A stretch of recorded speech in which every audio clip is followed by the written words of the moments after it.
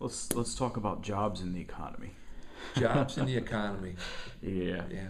Well, what can you do as a state legislator to bring more jobs to Indiana, more jobs to the 15th district? Well, I think that there's a couple of things, and I think we've done some as legislators. I will say this: I don't always agree with Mitch Daniels, but I'll tell you this: it's probably the best thing that we could have going for us right now for governor because of the actions that he's supported and that we've been able to be accomplished. Many of them on a bipartisan level too, and that is that we've created the atmosphere that even in a down economy, believe me, it's not. I'm not proud that we're still above 10% in Allen County or in Indiana, but we're leading the country in the number of jobs that are being private jobs that are being created in Indiana. So what we have to do is we have to continue to look at the basis of what do we do to encourage business to come in here.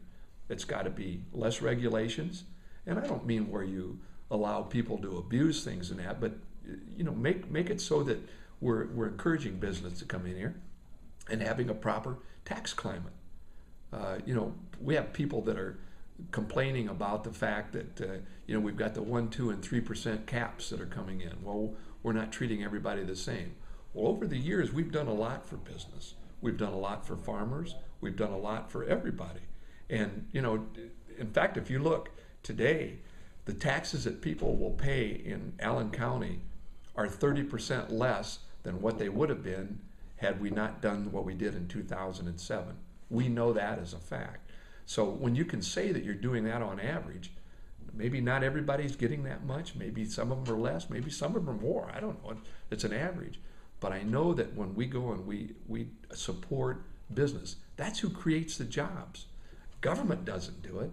We keep hearing this thing about stimulus money creating government jobs or something. Well, what I want manufacturing. And one of the things that we're working on right now is Senator Lugar come up with it, and that was the concept of a center of excellence for IPFW out here because of all the defense industry that we have around here. And I've committed to Mike Wartell. I'll do anything I can to help you in that because the Raytheons and the defense industries that we have around here, General Dynamics and all of these things, what can we do? ITT, that makes the radios. What can we do to make this so that other industries look at us and say, hey, they've got the education programs at IPFW, they've got the workforce in Fort Wayne, and we want to go there, and we want to go because Indiana has good tax policies that encourage businesses to come in. So but is that anti-unions or anti-people? No, I don't think it is. I mean, I want the jobs. If the people decide that they want to be unionized, that's their decision to make. But in the meantime, I just want the jobs to be here. Is there anything else about the economy right now that you'd like to talk about, or jobs, or? Well, it's like anything. There's been a lot of talks about the cuts that we had to make in education, and believe me, every year that I've been down there, I think every year we have increased our money that goes to education. And this time, though, everybody had to pull in and tighten their belts. And did it hurt education? Yes, it did. I mean, in the sense that they had less money than they did last year. But at the same time, everybody's had to do it. When I talk about 10% unemployment, there are people out there that are living on unemployment insurance. If they're lucky, they might have used it all. Maybe their job, maybe the amount of money that they get is insignificant as far as what their income was before. So, this is a time when everybody has to say, hey, I gotta start thinking about, what I'm going to do, and business has to do it. The people have to do it, and I think in the schools they had to do it. It was unfortunate, but at the same time, when you look, I think it was about 3% is what we took away from the schools. And that's a lot of money, but it was about 3%. But we also took away, with the agencies and the other things that the state does, we took away 15%. So it isn't like they were done in by themselves, that we only took away from them. And as soon as the economy turns around, they'll be the first ones to get it back. because everybody wants to say they want more money for education, and I want to do that too, but I want more education for money. And as long as we can get that accomplished, that's what, if we don't educate our kids, the thing I talked about before with IPFW and making this a center of excellence around here and everything, if the kids aren't educated to take those jobs, that's the other part of the issue, that we're not going to be able to increase employment. So education is important. Mm-hmm. How about secondary education when you get into the colleges and universities, tuitions and things that... Well, it's education is very expensive. I think that when you look at ourselves relative to other states, we're pretty good. But when I talk about the education of our students and that, when you're talking K through 12, we do over $10,000 per student. That's what we pay for education. That's more than it costs to go to Ivy Tech for a year. So it's, that's what another emphasis of what we're doing for K-12. But as far as the cost of education, that we have to, and part of this is going to be managing the schools. There has been some real discussions believe me, with Purdue and with IU about the fact that they raised tuitions again this year. So they've got their reasons for doing so, and maybe they need to be talked to a little bit more by legislators. But we've got to make education affordable. But at the same time, we have to make sure that we're paying properly for those that we want to be the educators. Mm-hmm. So it's trying to do a real balance act. It really is. Mm-hmm. Well, and one of the things that weighs into that, and I think with the public education, K through 12, one of the things I think that was enacted with legislation that was wrapped up with the property tax caps was that they had to go before voters for referendums on building projects. We gave them that ability to go, not just for building projects. I mean, it's for operations too, and they have the ability to do that if the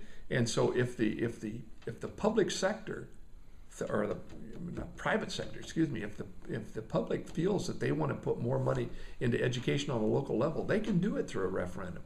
We gave that ability. Now, some people will say, well, yeah, but the voters won't vote for it.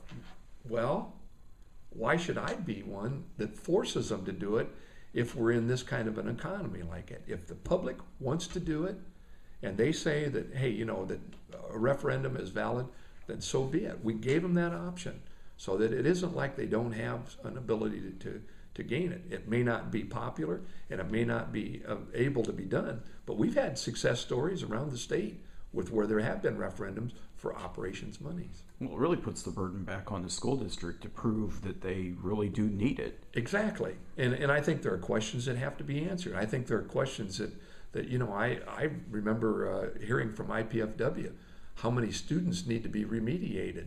Now, I don't know what school system they're from. I don't know whether they're from Fort Wayne, from Allen County, from the other counties, what they're talking about. But they say nearly a third of the students need remediation out of high school to go into college. And I'm going, geez, if a kid has made a decision that he's going to go to college, he's probably taken college preparatory courses. What's missing? I don't know what it is. And I'm not saying I blame any particular people. It's just questions like that that have to be answered, and we have to address them. Okay. Fiscal responsibility. I know that's one of your key areas or platforms. Let's talk a little bit about the property tax caps. It's on the ballot this year to write them permanently into the Constitution. Right. I believe that you're for the Yes. property tax caps. I truly believe that these are the ways that we're going to protect the property tax and the owners, the homestead owners, their ability, well, actually everybody, so that there is a real understanding of what they're going to be paying in property taxes. It's going to make all of us look to have to be leaner as far as government, which is nothing wrong with that, by the way. But it also gives the people, when you look at, it used to be that we based our fortunes on what we owned, our land possessions and everything else. It's not that way today. You have people on fixed incomes, the elderly, the retired, all of these people that can't afford to have this constant growth of government. And when you look at what local government's done over the years, yes, it might be because of the demands of their people, but at the same time, the people have to understand that those demands create why you have to have more money. And it's again, I talk about Homeland Security or I talk about taxes. Everybody has to work together. They have to understand that we can't have everything, but what we can have is what people can afford. And by putting the property tax caps in there, I think that makes life a lot more affordable for people who want to live in their own homes. Mm-hmm. So I support it, and I know there are people that are in opposition to it. We've had that, but I also have seen what happens when you just have a law and somebody starts peeling away at the law. And I think that's what would happen, because we currently have the caps in place by law. I saw what happened on major moves. We put back a fund that when all of our constructions are done, all these new projects and all of the stuff that we're doing in our 10-year plan, we had money in reserve that could be used to carry on for the future. We've already had attempts by the opposition to dig into that money. And I can remember when we first passed major moves, I have a cousin who is the chief economist for Standard & Poor's. And I asked him, I said, what do you think of the deal? He said, I'll tell you, he said, it'll work, but he said, unless you go and start digging into that pot that you created. You dig into that and you've defeated the whole purpose of it. He also told me last year that we got almost $4 billion for it when we passed it in 2005. We couldn't get $1.8 billion for it this time. And it's really funny, and that's what's happened with the economy and everything. Whenever I go around, whether it's the National Conference of State Legislatures, or I was to the White House to a conference, and Governor Rendell of Pennsylvania was there, and it was a transportation program, and he spoke about Mitch Daniels, saying that Mitch was visionary on that. These other states they wish they could do the same thing, but since the economy tanked, nobody can get it like we got it, that we did, and we put tens of thousands of people to work around our state from just that program alone. And one of the biggest, most obvious, visible reminders of that in our area is the Fort to Port, which is finally becoming reality. Fort to Port, you can look across the state on the major products. The I-69 expansion that we've got going down in southwest Indiana, which will be an unbelievable economic boom for that area down there.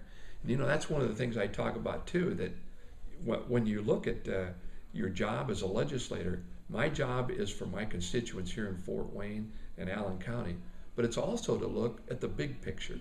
And what 69 will do down there with the Crane Naval Depot that's down there, and the businesses that will be coming up, and the economic development that will be done in southwest Indiana, all of that's going to help us as Indiana taxpayers. It's going to create jobs, and it's going to create wealth, and it's going to create the lowering of taxes, hopefully, or at least what we're able to do with the taxes provided by the income of our workers.